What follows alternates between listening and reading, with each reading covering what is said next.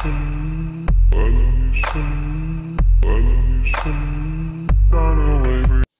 everybody, today I'm going to review the Republic Wireless Moto X. I have the white one. I have D-brand skins on it, so it's actually blue on the back because I have a blue one, and it's green on the front. Okay, as far as the screen, as you can see, this is an HD picture. This is of me and my cousin, or my auntie. I like to call her my auntie more so. This is on maximum brightness. If I were to turn the brightness down, let's see. This is the difference. Okay. The AMOLED, the touchless controls, most of those notifications that pop up on the screen when the phone is in idle, I'll show that to you as soon as they pop up. There is the active notification thing, because I know it didn't show up before, but somebody sent me an email. And so, as you can see, there it is, and that's how it looks. And all you have to do is to swipe wherever it is, and then it brings you to the whatever application that you would get a notification is, whatever media it was. That's the screen when it goes on idle. And typically, it'll be like Facebook or a message or whatever. I checked it already, so you can't really see it, but it'll do that like every 30 seconds or so. So it's not something that you just see once on the screen and then it goes away. It'll let you know constantly that you have a message there. Here's a music video also. Wrong thing. So you can see the display and the screen and how good or bad it may be. You should get out on the floor, go and get your. That's Here's I'm Out video, and as you can see is in HD. So quality of the screen is pretty amazing to me. I like it. It works very well, and it's a 720p screen if I'm not mistaken. But I'm not really here to talk about the specs. Okay, the camera. The camera has issues with, I would say, exposure and focus, which is one of the updates that Motorola sent to the Moto X via the Google Play Store, but it only works for Moto X's that have Android 4.4 KitKat, and the Republic Wireless version doesn't have it yet. The versions that do have it is the T-Mobile version, the Verizon, the Sprint, and the AT&T version, but we don't have it yet. It's expected for early 2013. So you can actually download the update from the Google Play Store, but you can actually use it unless you have 4.4. So as you can see in this picture, it looks like it has like pretty good lighting or whatever. But if I go to this one, you can see the lighting is kind of a bit darker. And it's just the same lighting. But like throughout, when you're taking a picture, it'll autofocus itself. And then it'll like, sometimes you'll do it in a certain angle and it'll have the lighting right. And sometimes you do it in an angle and it'll have it bad. It's just really wrong. And this is the same day, same lighting. And you can see how dark it is. You would think that I had like no light in my room or a little small night light, but it actually had ample lighting, and well, good lighting at least. And this is how it turned out. Another issue with the camera, I'm going to show you because I took a picture today of my nephew. If I could find it, I took a better one that would do it, but let's see. Let me turn down the lighting because you can't see it because it's too light. But if you can see right here, if you see like all of that blur, like that kind of ghost effect is kind of like misty or whatever, it does that when you take a picture with the flash on. And I have not been able to fix that, but I am ordering, or actually already ordered, an iBlazer attachable accessory that goes to Android phones that goes into the headset slot. And it actually has like 4, I think, really strong LED lights that actually takes pictures that works really well in dark lighting, and it doesn't like blur up when you take a picture like this. So that's the issue. But other than that, it takes really good pictures if you have good lighting. I could possibly give you an example if I can find one. Yeah, I have one. Figure out where is that. Okay. Like here's me in the bathroom, and you see it's pretty good. So it depends on the lighting on the camera quality. Okay, let's see if you can see this. The what is it called? That little camera thing. Let me see. First of all, let me turn it off. the camera function where you have to like flick your wrist twice for the camera to come up. Sometimes it doesn't always work consistently. I feel like there's like a certain method that you have to do it. Like you have to flick all the way back and then flick forward and flick all the way back, flick forward twice. So sometimes it doesn't always work, but let me see if I can do it on the first try. Okay, there we go. So it does work even when the screen is on idle. I forgot how it works when you have a password. And I think it still goes past the password. I can try it to see. I put a password on my phone. So I had to just one time. I would click on the wrong thing. Let's see. I'm gonna put in a pattern. I'm gonna change it so it doesn't matter if y'all see it or whatever. Okay.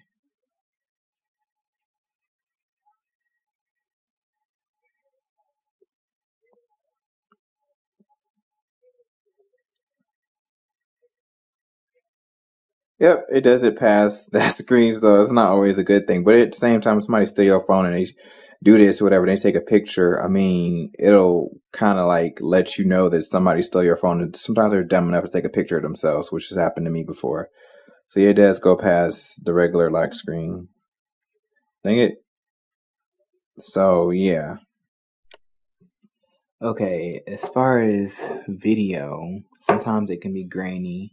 Like this is of my brother, and I put it on my Instagram page. Where I actually had to edit it with a filter because it was like so grainy and just blah. But I haven't really recorded videos outside of this, so I can't really tell you how videos actually the quality of it is. So I would have to probably update a video of that.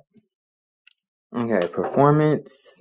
Performance is very smooth. I haven't had any issues, no lag or anything like that. The only time I would get something like force closes if it's the app issues itself. I have like 2 GB left on this phone and it's still moving pretty fast. When I had other phones that would get around that mark and it would be pretty horrible, but you see there's no lag or anything like that.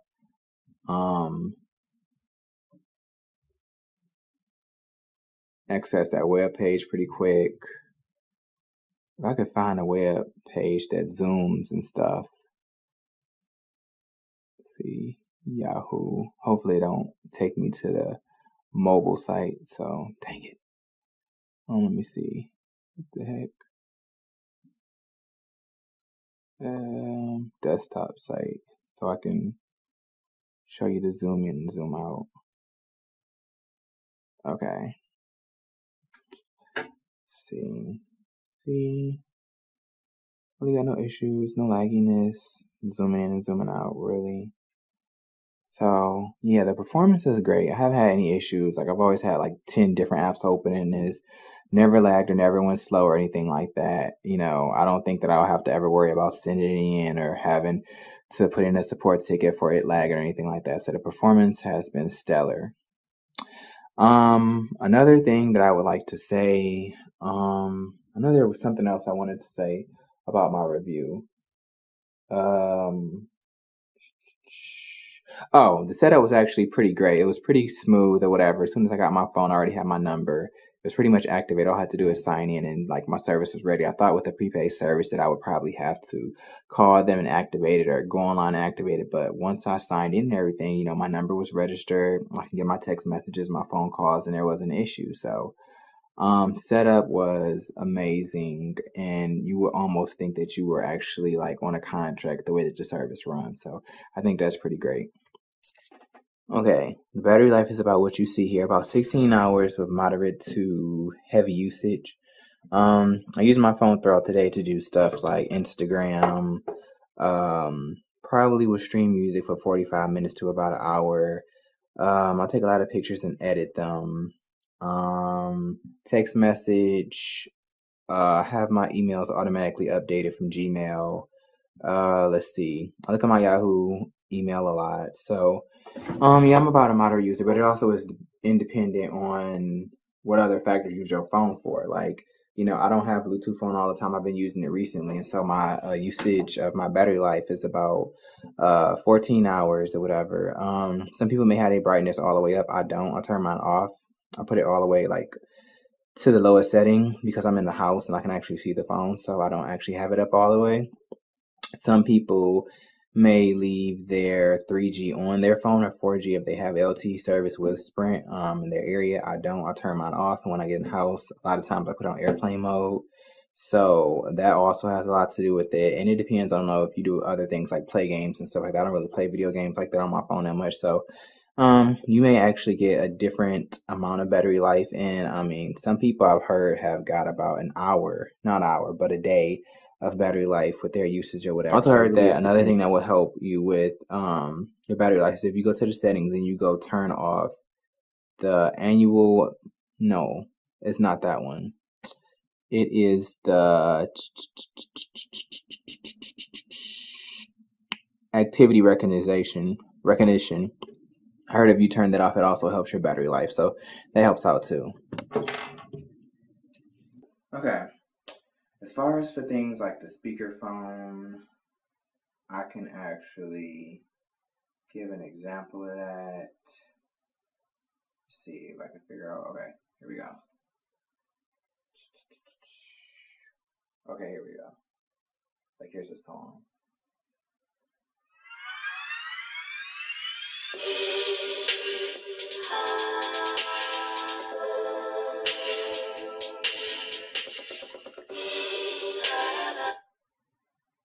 That's pretty much a speakerphone. I don't actually use it for voice calls, so I don't really know the quality.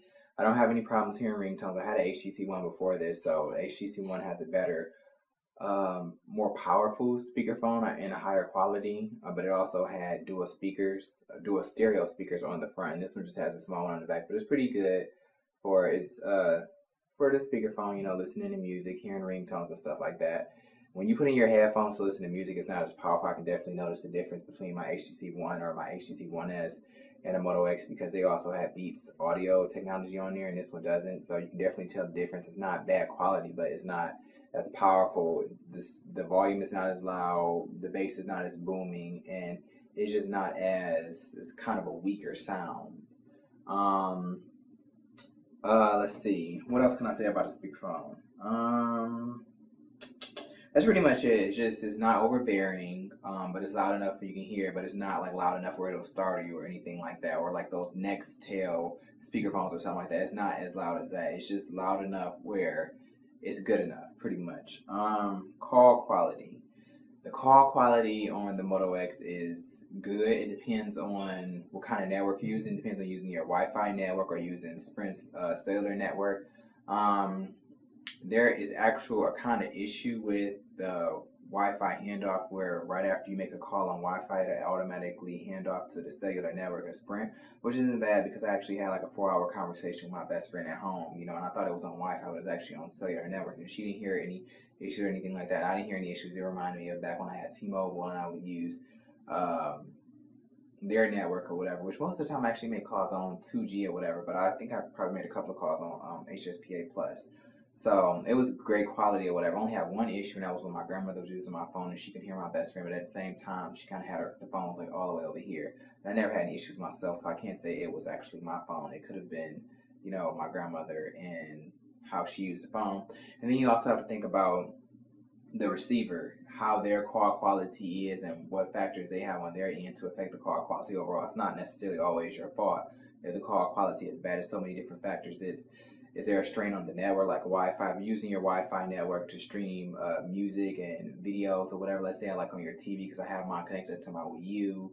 If somebody else you gave the Wi-Fi password and they're using to stream stuff on their phone and stuff like that or whatever, then it creates a strain on the Wi-Fi network, and it can deteriorate the Wi-Fi quality. And there's different signals. There's like, I think the 2.4 hertz and 5 hertz, whatever. One is better. I'm not really sure. I want to say that the 5 hertz is better for performance, and then the 2.4 hertz is better for, I think it is the range and something else, but I can't exactly remember.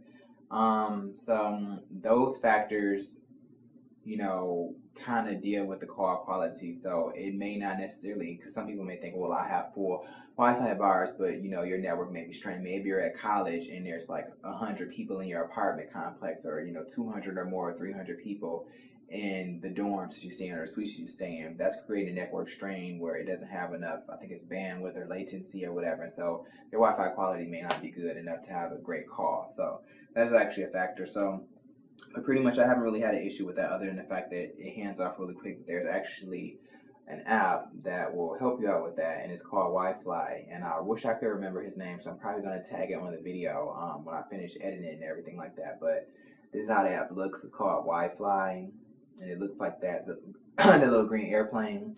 And the features of the app allows you to automatically toggle on Wi-Fi, Bluetooth to notify you or pester you to switch to airplane mode. Pretty much, and those features are new, like the Bluetooth and the Notify and the Pester. Those are newer features. It's kind of having issues lately, but I'm pretty sure the person who made the app is going to fix it or whatever. But it allows you to use Wi-Fi while the phone is on airplane mode, so you can still make calls and receive calls. You can still send and receive text messages and MMS messages and stuff like that. Um, the networking data, of course, the Wi-Fi, as far as downloading and stuff, data and stuff like that, that depends on your Wi-Fi network. Like I spoke about, the bandwidth and the latency and stuff like that. So it depends on your Wi-Fi network. So I can't really comment on that because that's independent on everybody's Wi-Fi network. As far as Sprint's network, like a 3G network, it is at first when I used it, it was pretty cool. Like I was able to stream a YouTube video on it. But like a lot of times when I'm traveling, like I can like barely, I don't download apps on Sprint's 3G network because it's horrible. Like one time it literally took like 20 to 40 minutes to download a little app that was probably like maybe 18 megabytes. And back when, at home, I can download an app within like 20 seconds or on T-Mobile's HSPA 4G network or whatever, I was able to download it in seconds or whatever. And so I don't recommend downloading anything on your phone if you have to use the 3G network. If you have 4G LTE, go ahead for it. I haven't actually experienced it because I don't have it in my area, but to download stuff is horrible. I haven't really streamed anything lately, like over YouTube, like any video, so I can't really say about that. But when I first used it, it was good. It worked. I had no issues. As far as like streaming music or whatever, I tried to stream music a couple of times, like yesterday and maybe a couple of weeks ago, and it kind of stuttered a couple of times when I was streaming from Google Music, Google Play Music, and RDO. It's spelled RDIO. I don't actually know how to say the name. So the network quality is kind of like iffy. It depends on if you have 3G or LTE, because 3G in my area at least is very bad. I say Detroit, Michigan. LTE, I've heard that it's pretty good. It's like maybe 6 to 10 Mbps of download. So it would depend on if you have that network in your area, in your Wi-Fi.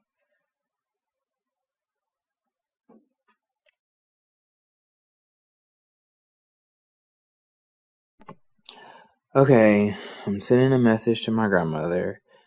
Sending it over Wi-Fi on airplane mode with the Wi-Fi on, so you can tell the difference because Republic Wireless's network primarily uses Wi-Fi. It would make no sense to review it over Sprint's 3G network because anybody who has Sprint would be able to know the difference or whatever. And the difference between Republic Wireless and Sprint is that Republic Wireless mostly runs on Wi-Fi, so that's really what their network is. So I wanted to do it where it was dependent of actually Republic Wireless's service, which is ran over Wi-Fi. But anyway, I already made a message, and I just sent it to my grandmother. And just to show you, it's on airplane mode, so you don't see the little network signals of the regular network. It's just on Wi-Fi, and she got it really quick. You heard that. So that is from me. I don't know if you can see it because it's acting stupid, but it says Baby David. It's hard to see. My grandma's brightness is so high. So that was a regular message, and I'm going to send a picture message really quick.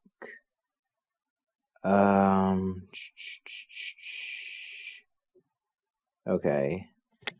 You see, I'm going to attach in a picture to the message, and I am going to send it right now.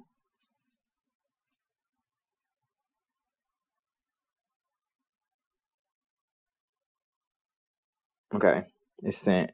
Let's see how long it'll take her phone to get this.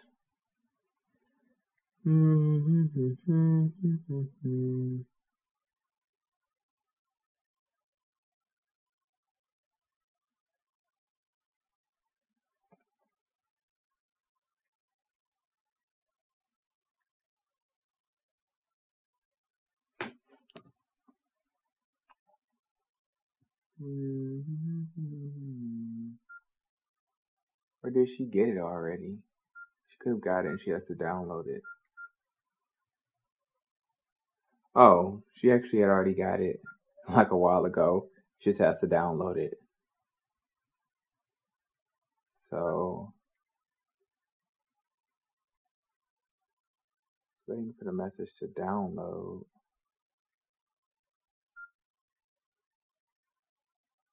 Here it is. So that didn't take long, it took some seconds. So as you see, that's the text messaging and the multimedia messaging over. One of the last things I want to do before I end the video is to thank Republic Wireless for their service. I really love their business model to use Wi-Fi to save costs. And I just think that the technology and the innovation behind Wi-Fi and creating a network like this is pretty amazing. This is one of the things I received when I got my Moto X. I just thought it was cool that they sent this thing. It says, "Hello, welcome to Republic Wireless. Getting started simple and easy. Just power up and follow the instructions. We're in this together." I have no problem with customer service. I was able, when I had an issue with my Moto X not coming when I wanted it to come or whatever, when I thought it should come, I ended up sending, filling out for, I think they call it a support ticket. I got like quick responses or whatever.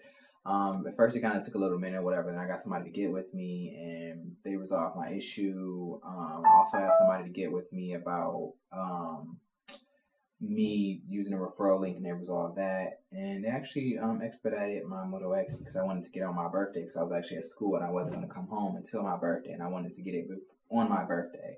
And they actually sent me this card.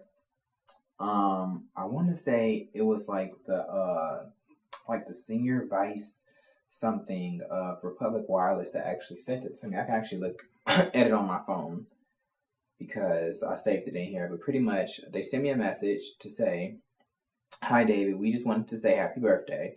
We hope that you love the Moto X period. Please let us know if there is anything we can help with in the future. Best, John K, Republic Wireless."